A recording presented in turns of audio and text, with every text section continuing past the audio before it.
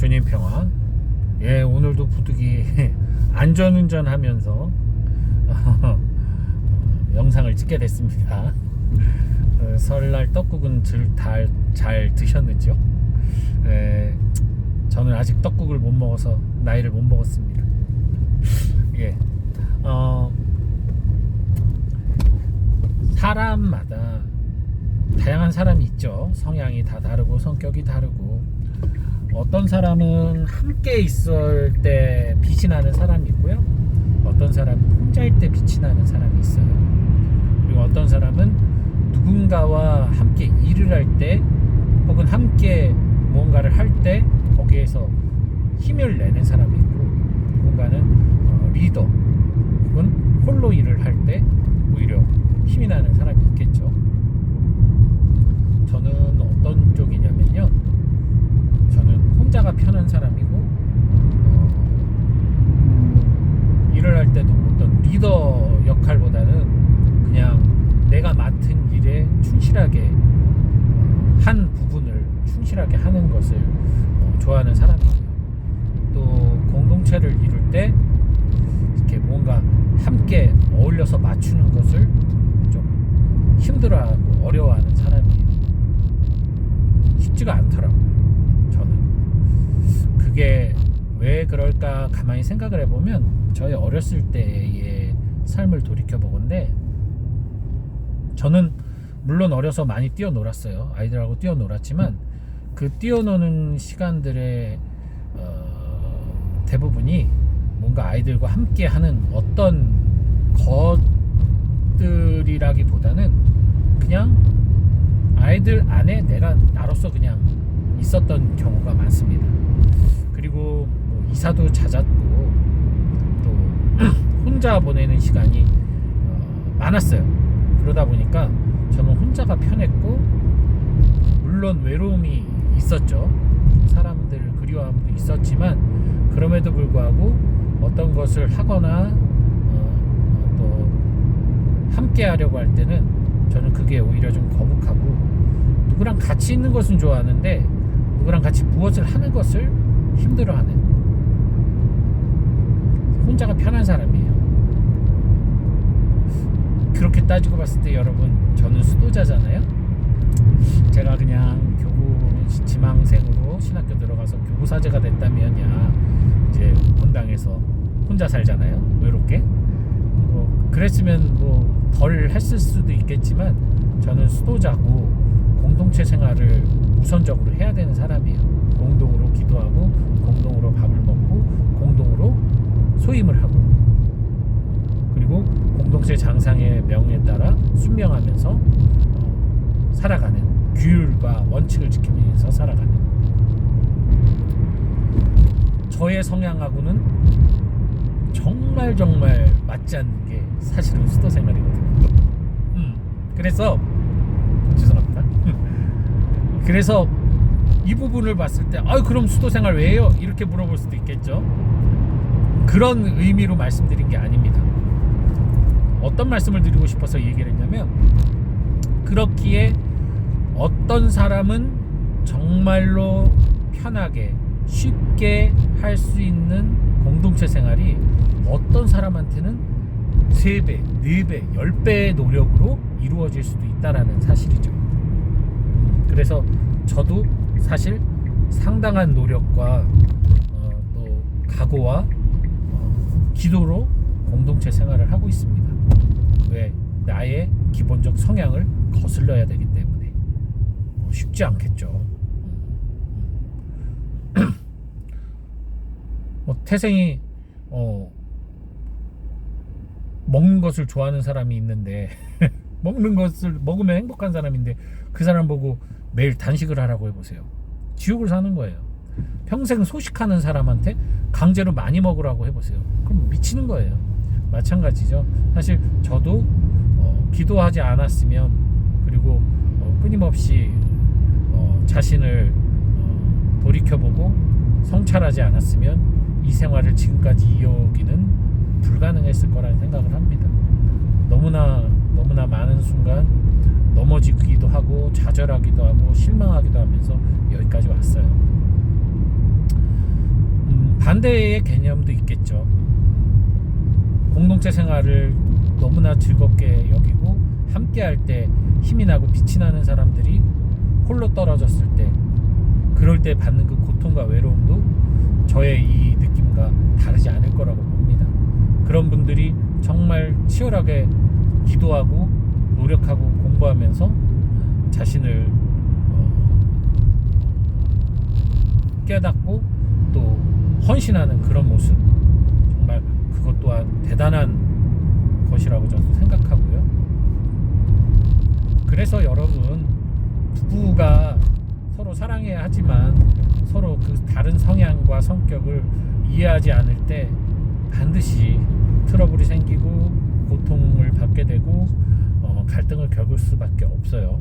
그러니 여러분들 이해할 수 없다면, 이해하기 힘들다면 한 발짝 물러서서 이렇게 좀 바라봐 주시면 좋을 것 같아요. 네.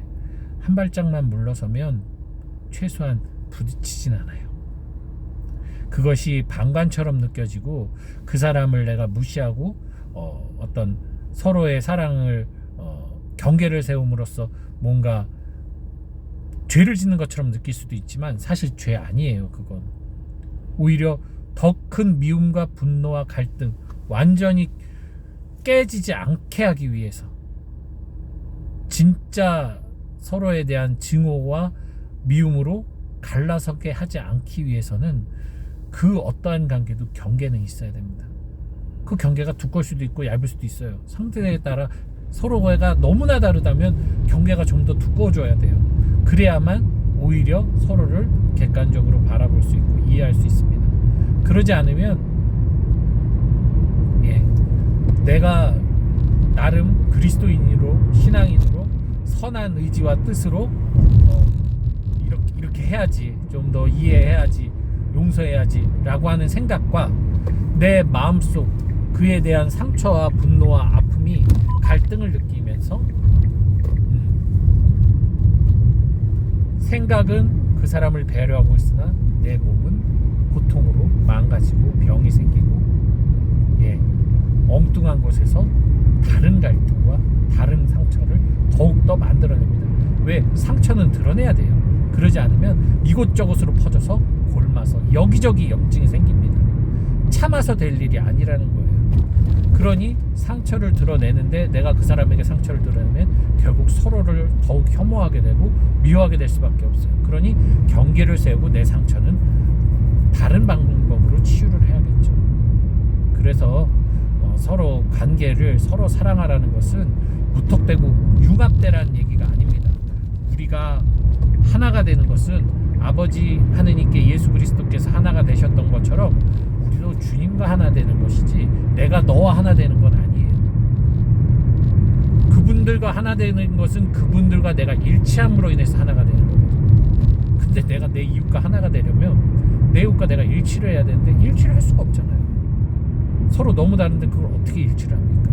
오직 예수 그리스도가 중심에 있고 하느님이 중심에 있을 때 그 부분에 한해서 우리가 신앙인으로서 일치할 수 있는 것이지 사람과 사람으로서 일치하는 건 불가능해요. 불가능합니다. 어느 정도 싱크로를 맞출 수는 있겠지만. 그래서 여러분들 나 자신을 알고 또 나의 이웃을 아는 것 정말 중요한 거예요. 근데 그 아는 것이 내가 저 사람과 더 가까워지기 위해서 혹은 내가 저 사람을 더욱더 지적질하기 위해서 어떤 목적을 가지고 가까워지는 것은 어쨌든 그 사람과 내가 다르다는 전제하에 이루어지는 것이겠죠. 뭐라 그럴까, 완전히 저 사람과 내가 일종의 많은 거리가 떨어져 있다고 생각할 때 우리는 가까워지려고 하든 아니면 그 사람을 내가 지적질을 하려고 하든 어떻게든 그 사람을 알아야 내가 어떻게 방법을 강구할 테니까 가까워지는 거겠죠. 하지만 가족이랑 관계처럼 내가 가까워지려고 노력하지 않아도 혹은 내가 멀어지려고 애쓰지 않아도 어느 정도 일정의 가족으로서의 유대가 있다면 서로 좋은 걸 나쁜 걸 또 보면서 서로 싸우기도 하면서도 함께 할 수 있잖아요. 바로 그 건전한 가족의 관계, 그게 바로 우리들이 신앙인들의 관계가 돼야 된다고 저는 봅니다. 건전한 가족의 관계처럼 신앙인들이 관계를 맺는 거예요. 가족이 서로 융합되면 심각해집니다. 엄마 생각이 딸 생각이고 아들 생각이 아빠 생각과 똑같아지면 이게 답이 안 나와요. 똑같으면 좋을 것 같죠. 한쪽이 무너졌을 때 같이 무너져요. 이게 서로 융합이 안 되는 거죠. 서로 해소가 안 되는 거죠. 한쪽은 조금 더 나은 모습으로 가야 되는데 같이 무너져 버리는 거예요. 아니 막 내가 힘든데 이쪽이 더 힘들어해. 그러면 가족 간에 어떤 서로 도움을 못 주겠죠. 그렇기 때문에 서로 많은 부분이 일치하고 함께 한다 하더라도 반드시 경계가 필요한 거예요. 경계는 그런 의미에서 상당히 중요한 겁니다. 삼위일체, 한 분이시지만 세 위격으로 나눠지신 이 삼위일체 신비가 바로 그러한 관계를, 친교의 관계를 의미하는 거예요. 그래서 여러분들 공동체 생활, 신앙생활 하실 때 그 서로의 어려움, 서로의 나약함 그거를 이해하려 애쓰는 것보다는 있는 그대로 수용하려 애쓰십시오. 어차피 노력하시는 거라면 이해를 하려고 받아들이지 마시고 수용하기 위해서 받아들이셔요. 그냥 그렇구나. 고통은 객관화할수록 편해져요. 기쁨은 주관화할수록 행복해집니다. 그리고 이대로 끝내기는 또 복음 말씀을 애타게 그리는 분들이 계실 수 있으니 복음 말씀의 한 꼭지만 말씀드리자면, 물론 그 나병 환자의 용기는 대단한 거예요. 오늘 민수기 말씀처럼 나병 환자는 부정하다고 취급받았어요. 벌받은 존재로 취급받았기 때문에 나는 나병 환자라고 떠들면서 주변의 사람들이 못 오게 하는 법이 정해져 있는 사람이에요. 그런 사람이 군중들을 해치고 예수님께 갈 수 있었던 것은 진짜 목숨을 건 도전이거든요. 그러한 절박함을 예수님이 알고 예수님 또한 그 부정한 자에게 손을 대면 안 된다는 그 원칙을 깨고 그에게 손을 대서 치유를 해주시죠. 엄청난 용기와 사랑의 결과입니다. 그런데 안타깝게도 그 나병 환자는 치료는 받았으나 치유되지는 못했어요. 왜? 떠벌리고 다녔어요. 떠벌리고 다녔어요. 우리가 누군가가 나에게 선을 베풀고 그 사람이 어떤 그 선을 베푼 사람이 원하는 게 있다. 나에게 큰 도움을 준 사람이 원하는 게 있다. 그러면 나는 그것을 정말 너무나 감사한 마음으로 지켜줘야죠. 그죠? 지켜줘야죠. 그게 그 사람에 대한 감사의 표시이기도 하고 예의겠죠. 하지만 나병 환자는 그 평생의 모욕이고 첨형이었던 나병을 치유해준 예수님의 부탁을 거절한 거예요. 말하지 말라고 했는데 여기저기 떠벌리고 다녔죠. 그로 인해 그는 예수님의 죽음을 앞당기게 됐고 그런 결과를 낳게 했고, 또 예수님이 정말 더욱더 복음 선포를 편하게 하지 못하도록 기적에만 사람들이 몰두하게 만드는 대죄를 저지른 거예요. 예수님의 활동을 막았어요. 복음을 막아버렸어요. 그러니 그 사람은 육신의 나병은 나은지 몰라도 영혼의 구원은 글쎄요. 그래서 여러분, 하느님께서 우리를 구원하시고 치유해 주셨어요. 그럼 하느님이 원하는 게 뭔지를 생각해 보십시오. 내가 하느님이 원할 거라고 생각하는 그것 말고, 하느님이 이걸 원하셔, 이렇게 내가 기도 많이 하길 원하셔, 죄를 안 짓기를 원하셔, 이건 내가 만드는, 내가 그렇게 하면 마음 편한 것들이고, 정말 하느님이 원하는 게 무엇인지, 나의 아버지가 나에게 원하는 게 무엇인지 하나잖아요. 영혼 구원, 내 영혼을 구원하기 위한 삶을 사는 것. 그 영혼 구원이 하느님은 예수님 통해 끊임없이 얘기하셨어요. 예수 그리스도의 복음을 믿고, 그리고 그 말씀 안에서 죄의 용서함을 믿고, 그것을 통해 기쁘게 감사하면서 행복하게 살라고. 그렇게 살아갈 때 나머지 우리가 그 뭐 노력하려고 애쓰는 기도 생활, 뭐 신앙 생활, 영성 생활이 자연스럽게 이루어지는 거예요.